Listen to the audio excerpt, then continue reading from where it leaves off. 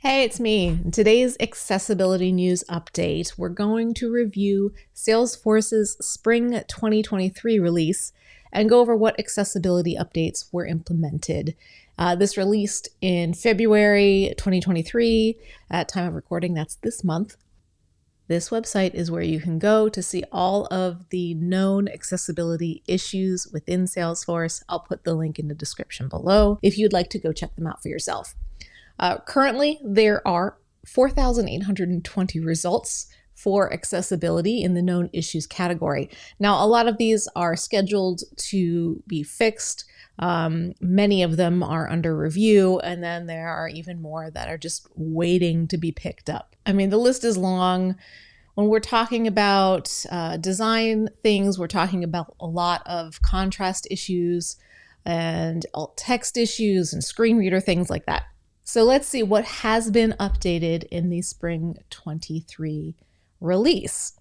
So first thing worth mentioning is that they've added an easy to access alt text field when you are putting in images in the rich content editor.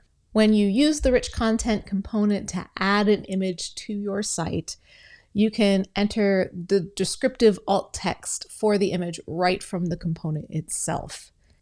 This change applies to the Aura and LWR sites as well. The next useful accessible design update is that there's a high contrast mode that you can toggle on and off in dashboards.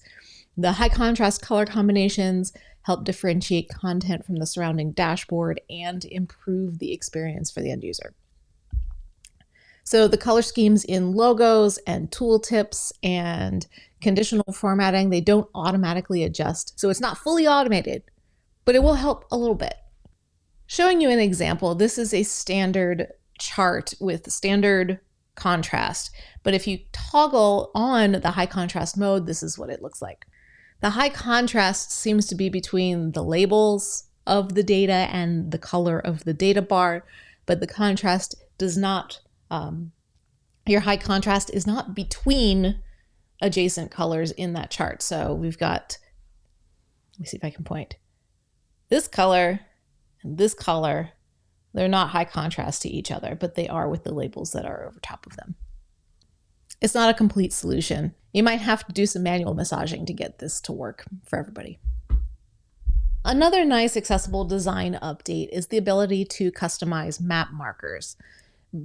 In this release, now we can change the shape of our map markers, and you can update the marker colors that are high contrast. You can put a custom color in or choose from pre-existing choices here, which is nice because color shouldn't be the only indicator of meaning. So we've got a shape and a color option to change up.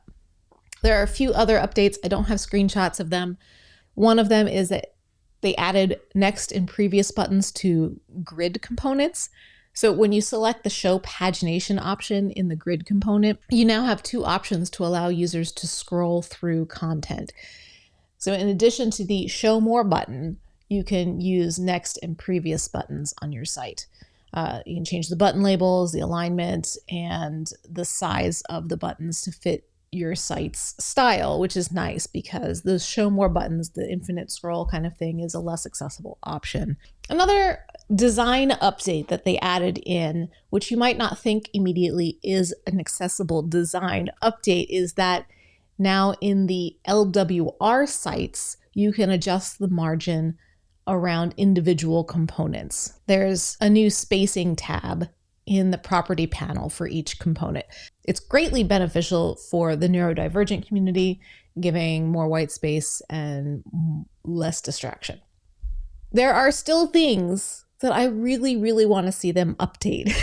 If I could choose the accessibility updates for the next release, what I would choose would be to change the size of the default checkboxes and radio buttons. The new WCAG standards actually call for that, and I'm curious to see when Salesforce is going to update and be in compliance with those standards. I would love to see them move the required asterisk to the end of field labels instead of the beginning. I would love to see them move the error messages show above the field instead of below. Would love to see a more visible default focus state for the default out-of-the-box buttons because it's barely visible. There are issues with the focus states of top-level navigation items when there's a second-level navigation underneath them. Those are things I would love to see them do. Now, there are a lot of color contrast issues that are really probably should be the first ones to be updated. And good news is those are scheduled for, I think, winter 2024. But that's a couple releases away, so I'm really curious to see what's coming out between now and then. So that's it for our news today. We're going over Salesforce's spring 2023 release with regard to accessible design updates. Come back next week and we'll talk about how PowerPoint's accessibility checker will screw up. That'll be a fun one. So see you next time. Thanks for stopping by.